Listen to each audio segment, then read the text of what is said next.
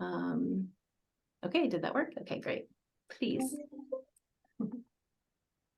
Well, first of all, I want to thank you all for allowing us to present and also for being part of this group.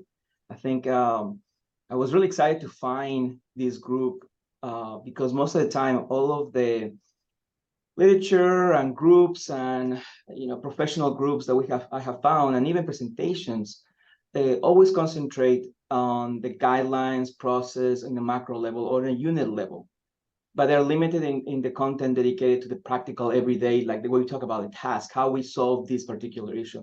So that's exactly what we're trying to do with today's presentation with Christina and I.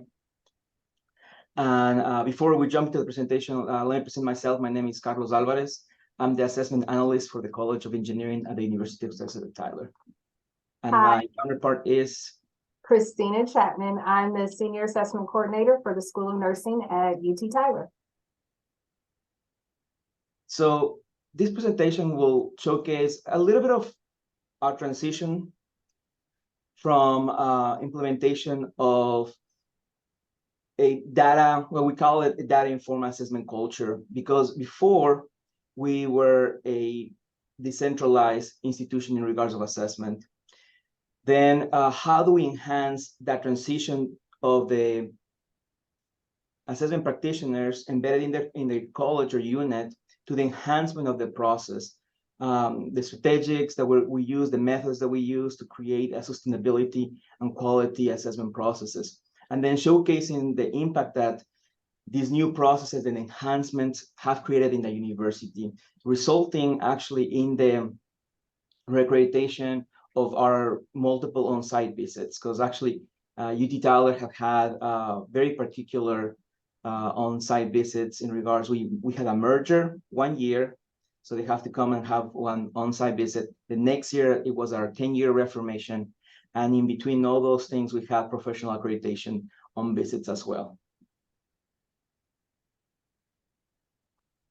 So before 2018, UT Tyler had a centralized assessment model that comprised of an office of 3 individuals that was responsible for overseeing and executing all of SAC-CLC assessment standards campus-wide. Of course, as we know, assessment for SAC-CLC, who is credited through SAC-CLC, that is standards 8 and 9. But we also had to do all of the reporting for the actual reaffirmation. As our university, as Carlos stated, we were approaching our 10-year reaffirmation, and the AIE office just recognized that the existing model was just not sustainable to be responsible for the 6 academic units, 20 student support services, and 30 administrative units for 3 people. And that could just potentially lead to our university receiving warning or probation status. So in 2018, Dr. Luann Berman, our Associate Provost for Assessment of Institutional Effectiveness, she introduced our decentralized approach. And this model involves placing assessment practitioners in each college or school, having a designated director for the university's Quality Enhancement Plan, or QEP, as most of us know it, and as well as another director dedicated to overseeing all of the student support, services and administrative units. So within this model, the assessment practitioners are actually office within each college or unit and reports directly to the dean rather than to the AIE office. But of course, we want to ensure that we have collaboration institutional-wise amongst the new group, that we meet on at least a monthly basis, if not bi-weekly, to discuss practices that we are implementing within our units and have continuous improvement at the university assessment level. So here's an overview of the macro level, what Christina was mentioning, to maintain that sense of, unity and maintain the systematic assessment and evaluation process. The process was developed not only to maintain that cohesion, but also to have evidence of the systematic collection, analysis, and interpretation of data, like I said, and as well each unit or college has their own assessment process that plugs into the university. So we can show evidence that our assessment is like a nesting doll from the course assessment all the way to the institutional assessment. So of course, our presentation is the practical ways, right, to implement assessment at the unit level. So for myself, for the School of Nursing, we are on a traditional academic year and we report annually. We currently employ standard-based grading system through Canvas. And with standard-based grading system, that entails assessing student proficiency at well-defined course objectives. So at the beginning of each semester, as an assessment coordinator, I am responsible for initiating communication with instructors through email prompts. These prompts go to faculty members about the specific student learning outcome that is being assessed in their course, providing details of what that assessment method or what we call signature assignment is, and how to properly label their assignment in Canvas. And so from Canvas, one of the first things that we implemented as assessment coordinators is we all have access to our courses gradebooks to view the gradebook, export the gradebook, and to export student examples. So from there, at the end of each semester, I pull the assignment results, and then I create what is called an assessment snapshot. This snapshot is given to the instructors of record that says, here are the results. Here's what we did last year with our analysis and planning. What can we do this year for continuous improvement? And to ensure that we have participation at all levels within our school, these snapshots, I comprise a full report, and these snapshots are given to our program coordinators. At that point, the coordinators can review what the instructors of record have planned for their courses, and they can provide program level action plans that maybe instructors of record aren't privy to that can happen at a higher level.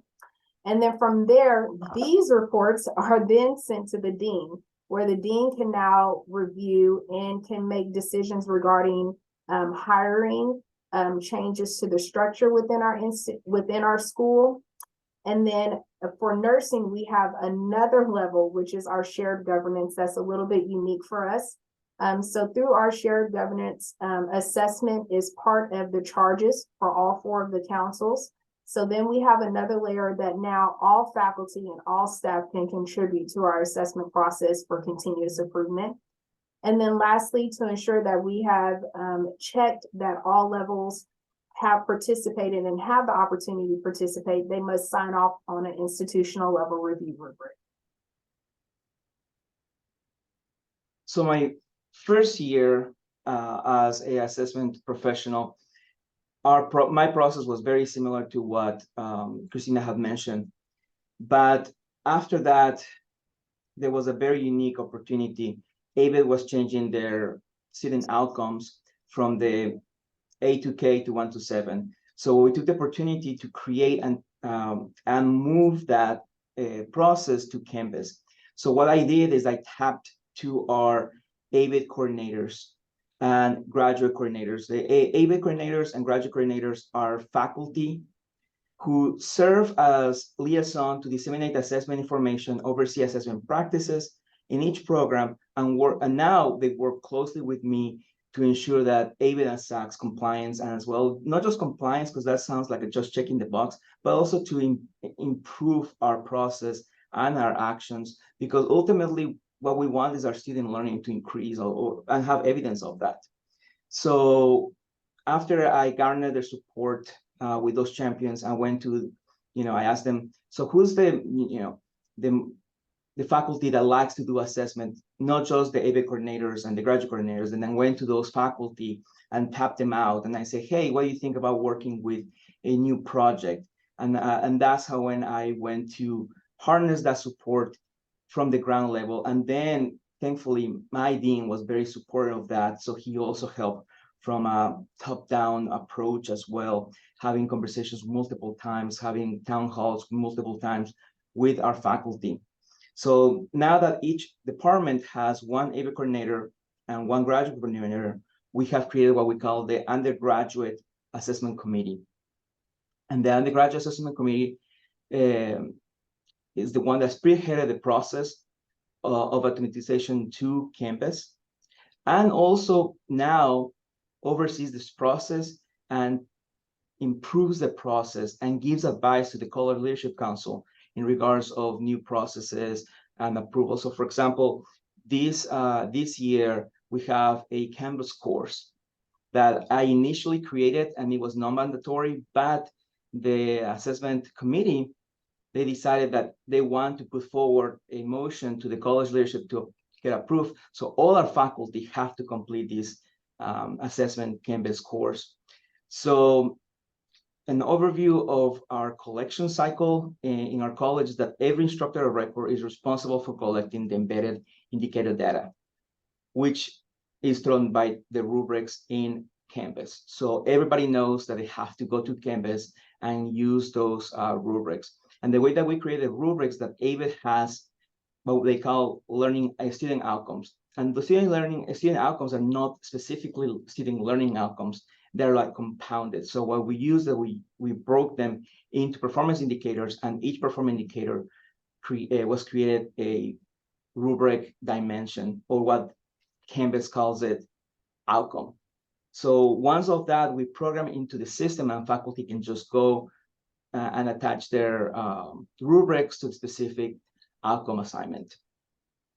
And that usually is for all of the graduate undergraduate programs, except for a graduate program. And now all our graduate programs are trying to move to this assessment process because they have seen the efficiency and the quality that we have produced in the past 3 years.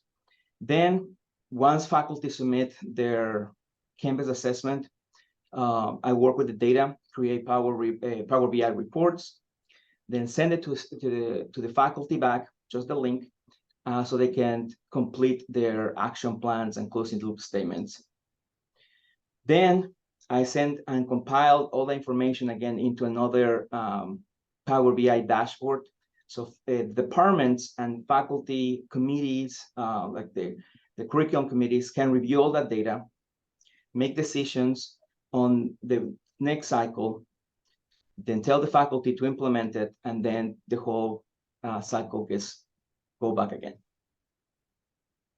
So now that we established a baseline, you would say, of a sustainable and high quality assessment process for our SAC-COC reaffirmation visit, which I will say garnered enthusiastic comments from the review team, commending our quality of assessment, of our reports, and our distinctive nature in having this decentralized model compared to a lot of our other institutions. Michelle, you have your hand raised. I was just clapping. Kudos for, Clapping. for the accolades. Yeah. Thank I should have just done it this way. So because we did receive high praises for that, we knew that we were on the right track, but we also wanted to begin to shift our focus to what we term the gold star status, which entails not just having an assessment process, but we wanted to redefine our roles and expectations as assessment professionals within our units. So we began our research, of course, and we found this term assessment practitioner. So as a collective group, we wanted to move forward from checking the box to becoming assessment practitioners and provide expertise in our fields. So even before when we moved to the Canvas learning outcome, I feel like we were very much of a data gathering, data entry, because we gather all the information and we have to put our information into what we have, the Nuventive platform, or track that what used to be called. So we were just concentrating if do we have the assessment results, do we have the action plans, and it was just data entry, no expertise. So we wanted to elevate that and become what we call practitioners. Practitioners are not just do all of the information, but all of the data entry, but we also collaborate and provide expertise and leadership to all the parts of our college or unit. Or our goal was to foster assessment culture, because even though we were doing these things, some faculty and parts of our college were still not open to assessment. For a lot of our faculty, assessment is just checking the box. So we want to be able to, get everybody in the same page.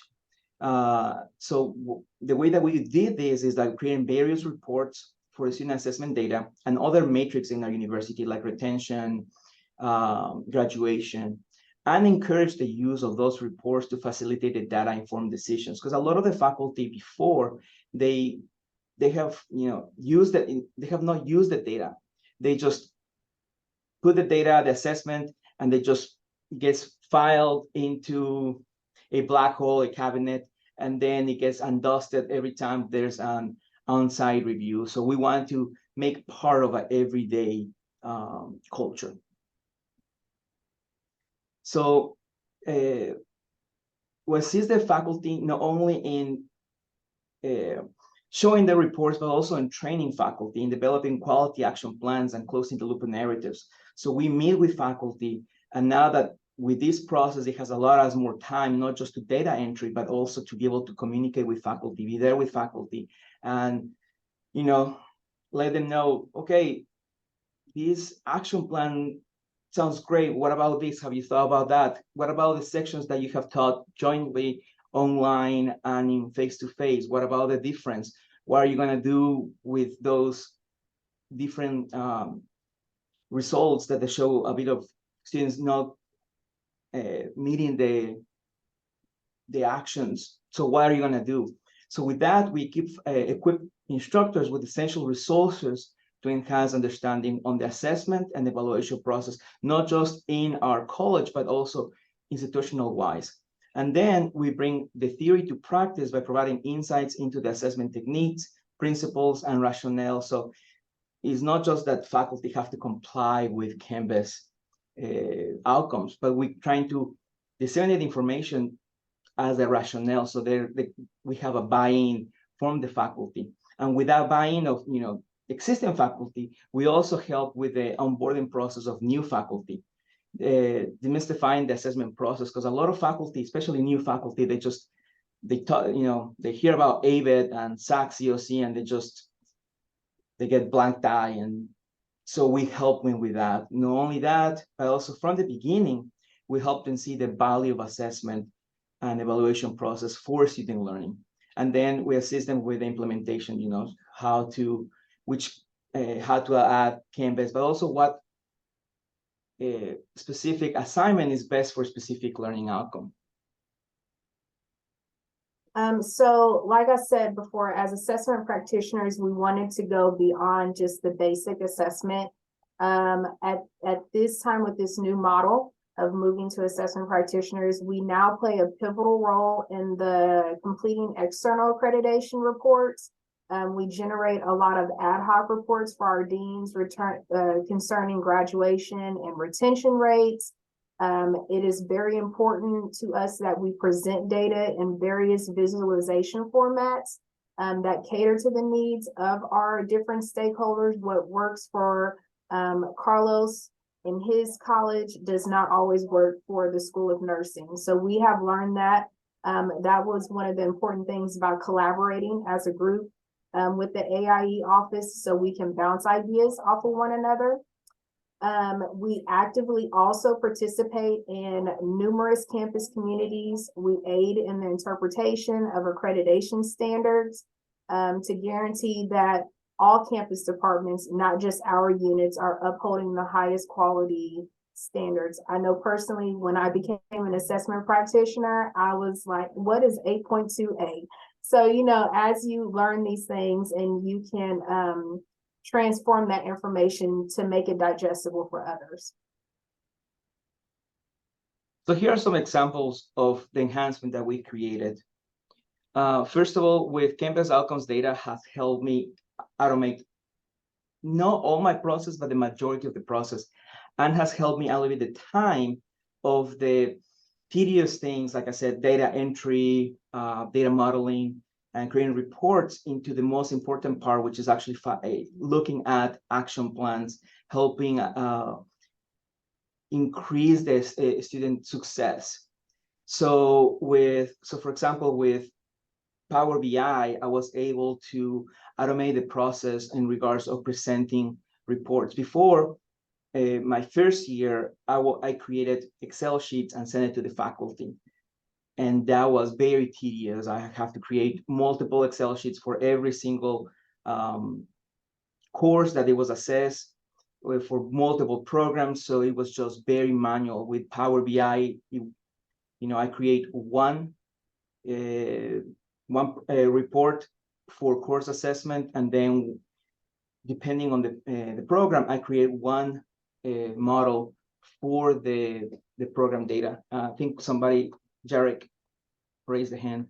Yes, Carlos, if you don't mind, just very quickly, what's Power Automate? What's this role in the process? Okay, that's another thing that I love. Right now, I'm actually just tapping into the potential of Power Automate. Right now, when I'm using Power Automate is to communicate with faculty.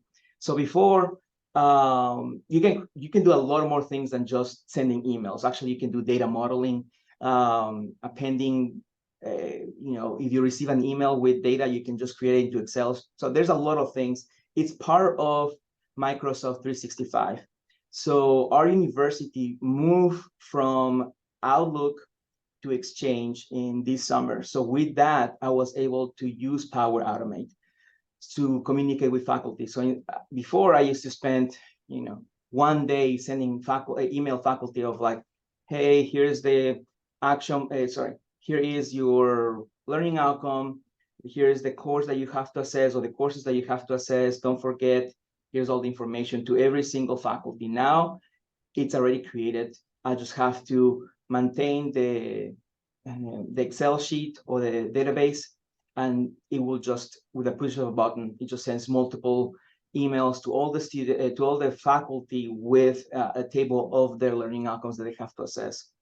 With Excel, especially with Power Query, I was able to break down the time, and instead of just creating multiple reports, especially the database of compiling all this information, I can append different, not just the Canvas data, but also our university data, and find out which faculty is teaching this class. Was the email, send that email automatically, append the learning outcome, and find out which learning outcome has not been assessed, remind faculty. So, all of these things that it was very manual and tedious, I was able to just automate everything. And then with OneDrive, all our college is in OneDrive, and each department has a OneDrive folder where all that information is not dumped in, but faculty have access to it, so they can review and assess, especially the ABET coordinators and the graduate coordinators, be able to see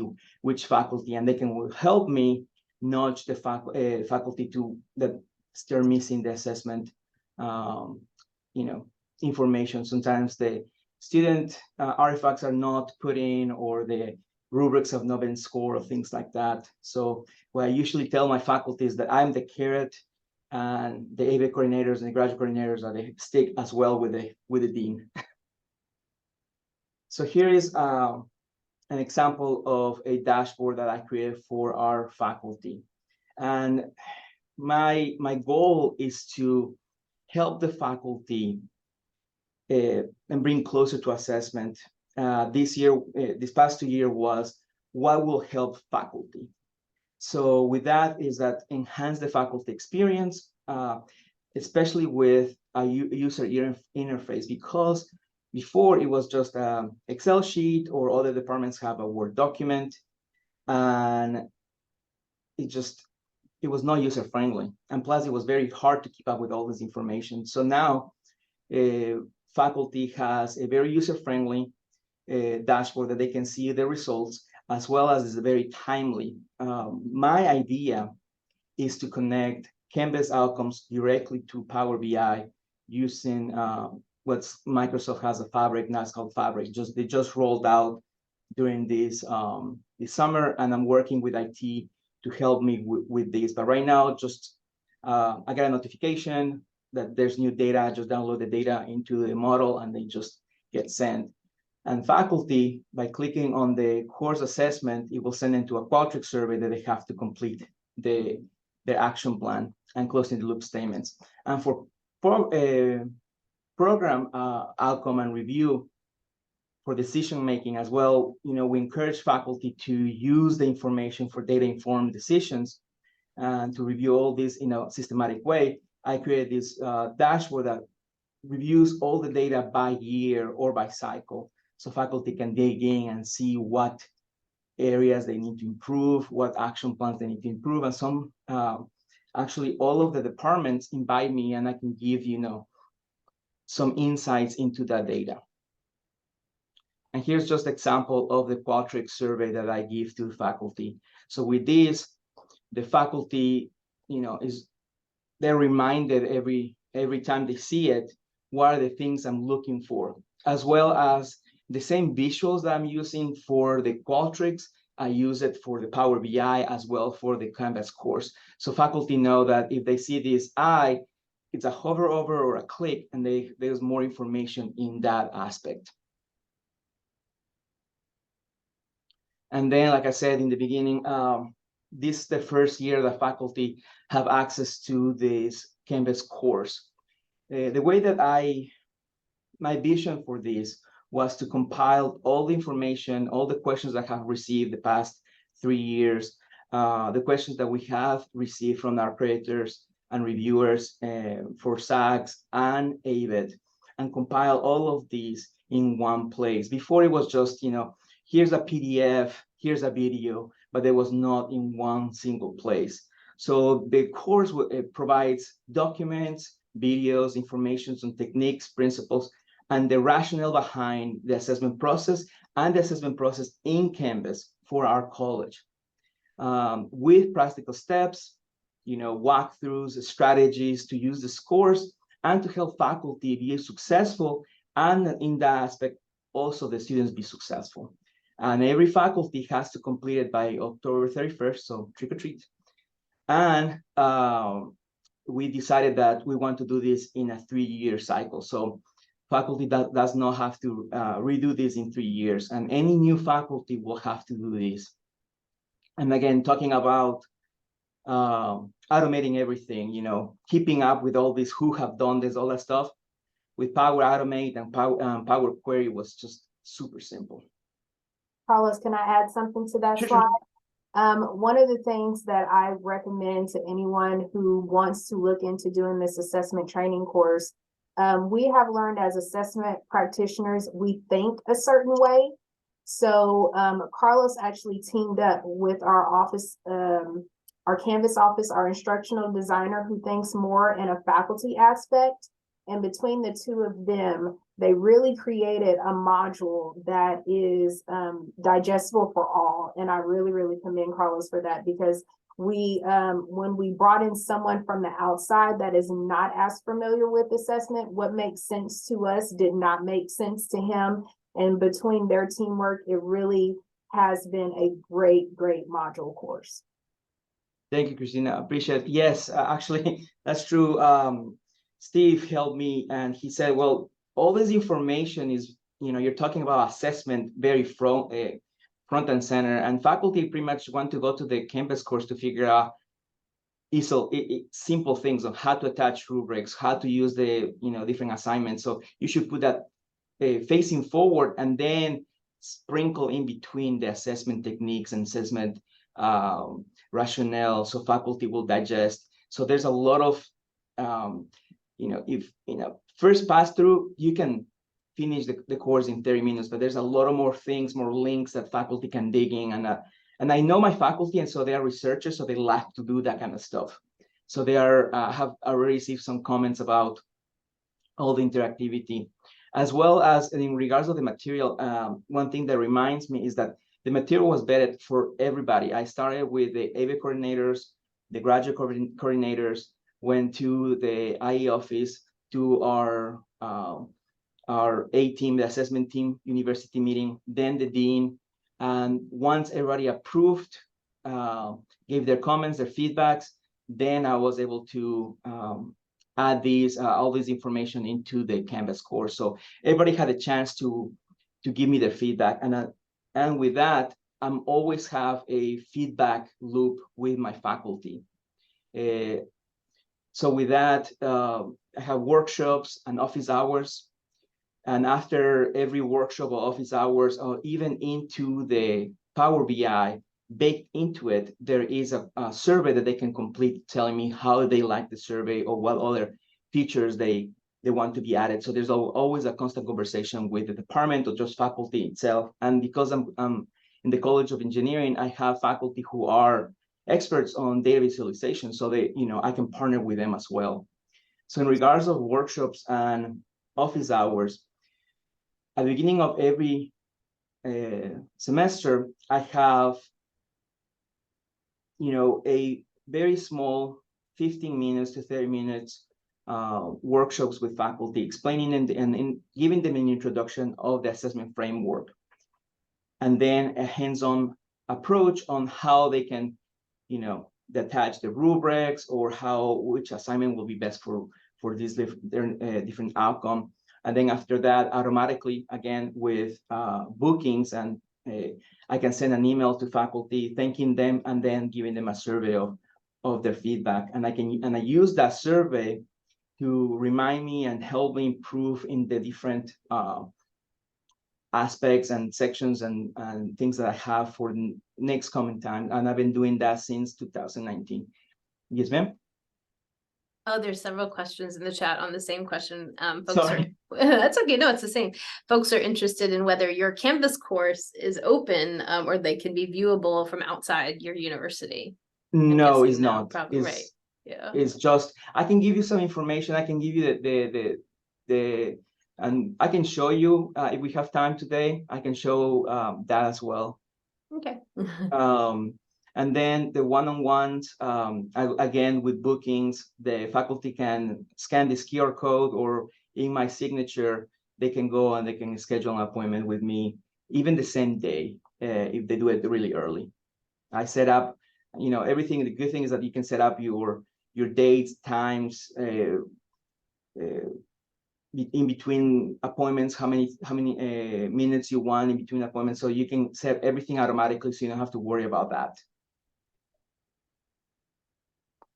So with first, Carlos is our gold star status in our assessment team. He figures out a lot of the automated processes, and then we implement them within our academic units. We adjust and implement.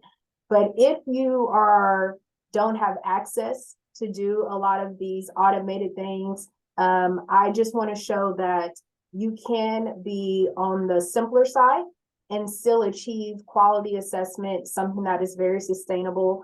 I mentioned earlier some of our assessment snapshots. This very simple document got so much praise from faculty, especially when we first began these assessment roles, because going into Nuventive or track data at that time was just too much for faculty. It was just a lot of information. So making this simple assessment snapshot where I complete everything but the analysis and planning for them was a big hit, and that was just through a simple email. Some of the snapshots that we use in other units have more action plan prompts to kind of walk them through of what to look for in their course, because we found that a lot of times what faculty perceive as just this very minor adjustment to their course is actually a great action plan that needs to be captured. So with that, we also moved to our SON assessment reports. This is a report that pulls out of the new Nuventive. I have learned that for my faculty, they don't like as much of the Power BI reports. They like these type of reports, but they also love colors. So they want to see the highlighted things. Do we meet the criterion? What course are we talking about? What outcome are we talking about? So these are some of the small ways that I have learned that you can really get faculty's attention, have the conversations that you need to have, and create those action plan and closing the loops. And as I said before, those results were pulled out of Canvas by myself. So I generated all of that information. They just had to do the analysis of planning portion. And then I also mentioned our SON, or School of Nursing Assessment Shared Governance Model. So we have 4 councils, and within, yeah, you go to the next slide, Carlos. We have 4 councils, and it's obviously multiple pages long, but I pulled out what councils and what charges are dedicated to assessment to ensure that we do have this process not only for SACS COC, but also for CCNE, which is our external accrediting body. One big thing that I recommend, yes, Michelle, sorry. Keep going. It's Oh, I'll okay. wait. Go Actually, ahead. there is a question in the Well- chat. I have not been checking the chat. I am so sorry, everybody. No, I'm watching it for you. The assessment reports automated or manual? So right now, our reports are manual, but I am moving to automated. For nursing, we actually have to redo our entire curriculum based on the AACN essentials. So I'm going to use that time to move to Canvas outcomes and use the model that engineering is using to automate a lot of those things for me. Some things I do think will still be manual within the School of Nursing, like prime example, this shared governance model. This is just a document that has charges by multiple faculty and staff. So it has to be a little automated, a little manual for this. But as far as Canvas outcomes, the Nuventive report is automatic. I just pull that report, change some colors to it. So that's not manual as far as me having to input each and little individual thing, but I do have to input that in Nuventive. Just full transparency, we are looking for a platform that can pull those grades and results out of Canvas directly into our assessment platform, like Nuventive. Nuventive does not have that capability. So we are looking for a platform that can do that for us. And that will also be approved through our security for IT, because they will also be a part of that decision making. And then my biggest recommendation, that was what I was going to say. My biggest recommendation is, if you do have external accreditation, just be sure to align your SACS COC with your external accreditation as an assessment practitioner. You want to make sure that your outcomes for SACS and your outcomes for your external body is the same. You want to start with your curriculum mapping. That was always the place that we started when we had to review anything. Let's first map all the courses to all the outcomes, and then we just build from there. And then lastly, this is our university review rubric that is used at the unit and at the AIE office and the provost level, our academic provost. I mentioned this before, how all parties have to sign off on this. And this is to ensure that everyone is participating. And these results of this review rubric is also put into our strategic plan for the university. Our dimensions of our review rubric is aligned with SACS COC standards of assessment through standards 8 and 9. It is constantly under review. We're always improving this process. So, and go ahead, Carlos, sorry. No problem. And taking what Christina has said about aligning the professional accreditations to their university and their SACS COC or accrediting bodies, before are embedded into the college, SACS COC cycle or university cycle and the professional accreditation cycles were completely different. So we'll have an assessment of every year for SACS, and then the departments or each program will have a cycle of 3 or 2 years. So when we came as assessment professionals, we mirror and align both of them, which created and free up so much time and help faculty as well with that to remind them. So with that, here is a quick overview of the assessment cycle year for us that maintains, help us maintain the sense of coherency and reminding faculty. We've learned that it creates normalcy, it creates expectations.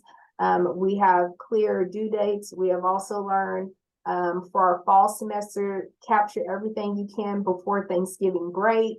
That's when they're winding down. So these are all of the little things that we've learned over the last few years of kind of highlights of what to do on a month-by-month basis. Now, once again, this does not capture what we're doing at our unit level for our deans with the ad hoc reports, any external credit body reports. Like I have probably 10 that comes just in the fall semester. So this is just related to our AIE office. So now we just want to give you an overview of the impact that this model has created in our university and in our college. And first of all, this highlights some of the tangible, like I said, impact that have garnered, and it helps us propel and maintain this assessment culture, because faculty now sees that, oh, wow, since the implementation in 2019, we have streamlined the process, provided faculty with more time to develop their courses and have reflected practices and time, and assist the college unit with leadership, and the leadership will have data insights with that. So with that, it can maintain this idea of, wow, actually it's working. So, now there's like a kind of like a peer pressure with faculty and new faculty, and faculty, they're not doing things to maintain this assessment model. Then the other thing that is worth noting is that our faculty leadership, faculty leadership has seen this model, and now they are the ones who are like, what about this? What about that? Giving ideas to help strengthen the process and to use the data. Now, before it was just, faculty will talk about in silos. Now is an open conversation in our units. And so one of the goal of assessment is not just purely for accreditation, but it is worth noting that SAC-COC, ABET, which is the external accrediting body for the College of Engineering, and CCNE, which is the external accrediting body for the School of Nursing, we all had reviews highlighting the strength and the quality of our assessment process and our decentralized approach. So we knew that what we had is something that is a gold star status in the making, if not already almost there, right? And then from there, we were also able to establish value within our university, and we now have a career ladder that is for our assessment professionals. As you saw, Carlos is an assessment analyst, and I'm the senior assessment coordinator. So we were really proud of that, that we were able to establish for our university. And like I said, for us, we are really truly believers in assessment. So any feedback and any suggestions and comments that you may have, please let us know, and we're more than happy to take any questions.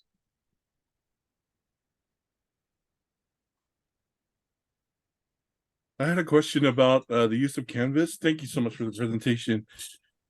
It sure seems like you've got some strong negotiation skills and organizational skills to actually have the faculty on board with administration. And I'm curious about the mandatory training and also the mandatory use of Canvas.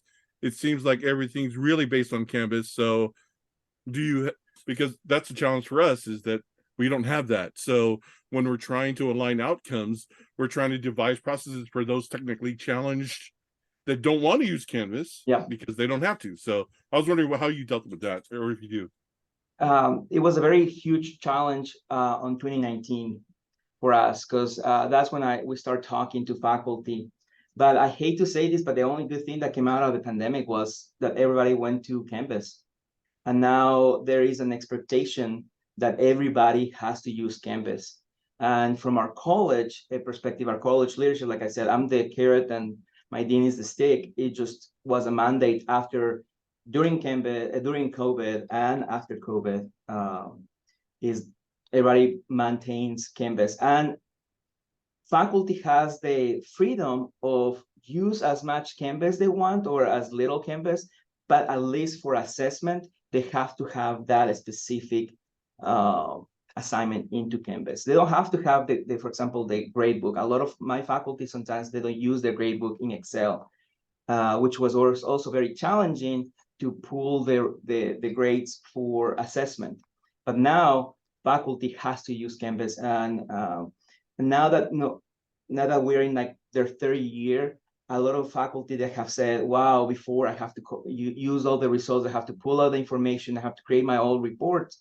Now is much easier. So having, and the way that I started is that having a pilot program, having the senior courses, what we call the senior design courses. So there's one senior design for each our program, for mechanical, civil, chemical, and all of them. So once that happened, then the other faculties saw the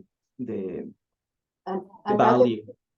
Another thing I want to add is that we really use putting your assignments in Canvas. For me, before 2018, a lot of people were paper pencil with a lot of things, and I pitched it personally as, if you have at least this one assignment in Canvas, you won't have to hear from me as much.